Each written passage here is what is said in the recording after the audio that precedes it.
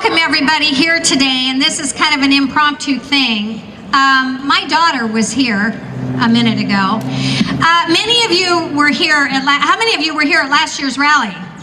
And Mark Meckler stopped the rally to pray for my daughter who had her second cancer surgery the day before our rally. She's here with us today somewhere. And I want to thank all of you for your prayers and on her behalf. And many of you came up to me today and asked about that. So thank you very much. I also want to thank every one of you for coming and celebrating my husband's and my 17th anniversary. We got married on tax day. Thank you for celebrating with us. We're ready to start. You know, and if I am not mistaken, is not this year the 100th anniversary of the progressive income tax? I believe it is. By the way, ladies and gentlemen, if we could observe just a quick moment of silence here. I just found out from the folks back at the station, because we are on live right now at 1380 KTKZ. Sadly, though, I did just get some news that apparently there has been an explosion somewhere along the route at the Boston Marathon.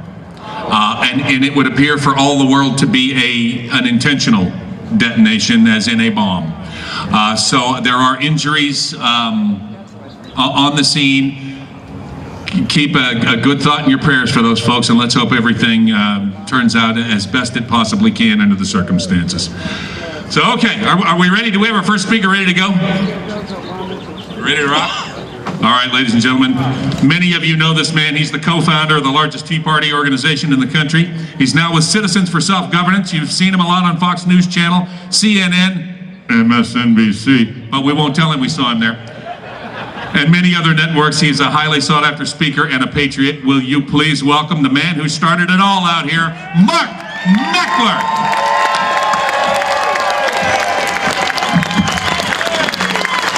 Well, thank you guys very much for being here today. It's a beautiful day, right?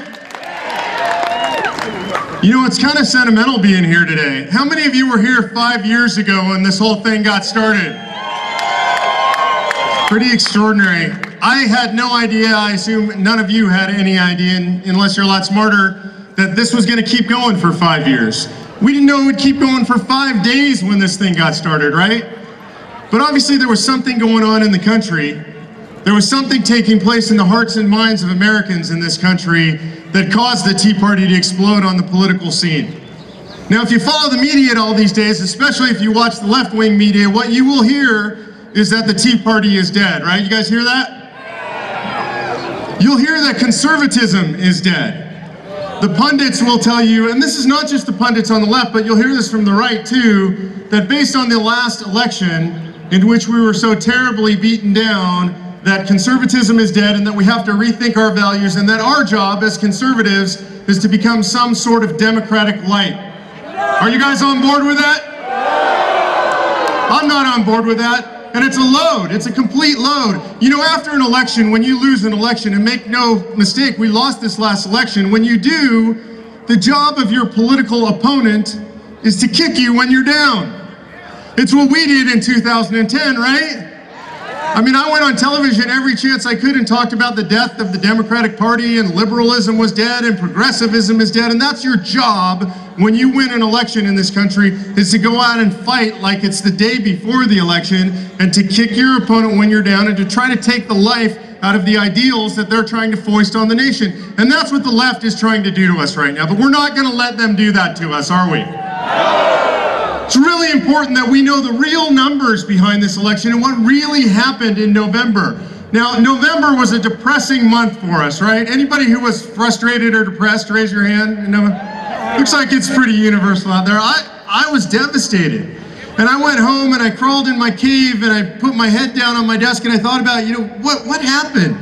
I mean, how did we lose the American people? It seems so obvious the country is headed in the wrong direction. Do you guys think the country's headed in the wrong direction? Yeah. Okay, so it seems so obvious to us, and then we lose this presidential election. How could it be? And if you listen to the Democrats tell it, we got slaughtered, right? This is what you hear. It was a 3-point election. I just want to clarify the numbers for you. A 3-point election. That means we lost this election by roughly half of the population of Los Angeles County. That's it. That's no wipeout. That's a bare margin is what we lost this election by. And we might have lost the election, but more importantly to me, are where are the hearts and the minds of the American people? What are they thinking? You know, elections come and go.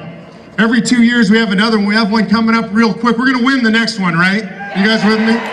So we've got another one coming up really soon, and those things come and go. Every 2 years, every 4 years, we see a change in this country. We've all seen a lot of that in our lives, but what changes more slowly, what's more difficult to change, not who's in office, but American public opinion. So I started really paying attention. Where are Americans at? What are they thinking? Do you know today 73% of Americans say government is too big, too intrusive, and spends too much money? Are you guys part of that 73%? Now, unfortunately, I attended public schools in California, so my math isn't all that good. But still, I think 73%, that's almost 3/4 of the American public feels the way that we feel here at this event today. Do you know today 53%, a full 53% of the American public says that the federal government is a direct threat to our freedom and liberty? Anybody agree with that? That's the majority of Americans believe that. Extraordinary number. During the sequester fight, did you know that 63% of Americans said they wanted to see the balance in favor of cuts and not tax increases? Now, 52% were smart enough to understand that the doofuses in this building and in the Capitol in Washington, D.C. would never pass something like that, but they felt like you did. Cut government, not increase taxes, right? Guys with me? I tell you those statistics because it's important that you understand where we're at in this country, right? The majority of Americans think the way you think. The majority of Americans feel the way you feel about government. They're tired of government in their lives. They're tired of government taking out of their pocketbooks, and they're tired of government taking away their liberties. You guys feel that way? Have you had enough? So you're not alone. No matter what they say, the majority of American people are with you, and this is even more extraordinary when you look at the history of public discourse in this country. Does anybody think that we have a left-wing media bias in this country? It almost goes without saying, right? Does anybody think that our educational institutions have a left-wing bias? So that's 50 years at least of that, since the 1960s at a minimum. The media telling us that the answer is big government, more programs, only Uncle Sam can decide for you. Only the folks under the Capitol Dome here can tell you how to educate your children. 50 years of that, right? And we've had 50 years of the educational system in this country, from kindergarten through postdoctorate, telling us that government is the answer. That you're not the answer, you don't know. You need some smart guy with a PhD to tell you how to raise your kids, spend your money, farm your crops, raise your animals, drive your car, because you guys can't do that. 50 years of our educational system doing that, right? And over 100 years, at least since the Wilson administration, of government itself telling us the same thing, every level. City councils, county boards, the federal government, the state government, all telling us, we need more of your money, we need more control, we need to tell you what to do. Government itself with trillions of dollars of spending telling you that they know how to run your life better than you do. Do you guys agree that's what government does? So think about this. I gave you those statistics. 73% of Americans say government's too big, too intrusive, spends too much. 52% of Americans say the federal government is a threat to our liberty and freedom. 63% of Americans wanted to see government cut instead of tax increases. And all of that in the face of 50 years of propaganda from our educational institutions, 50 years of propaganda from the media, and over 100 years of propaganda from the government itself. That is a miracle, isn't it?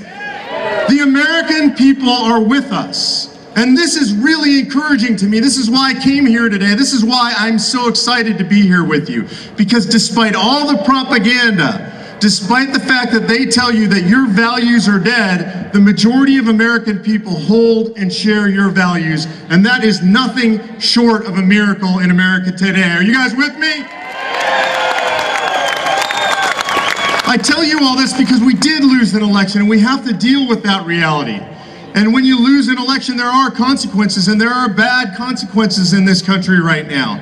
But it is hard to change American public opinion, and not that hard to change your messaging.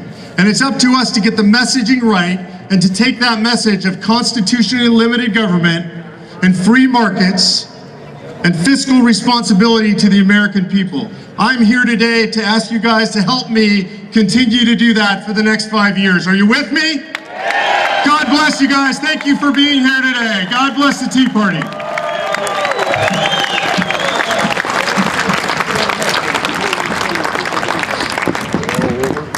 Thank you, Mark. Thank you, Mark Meckler. Hey, ladies and gentlemen, we have somebody who's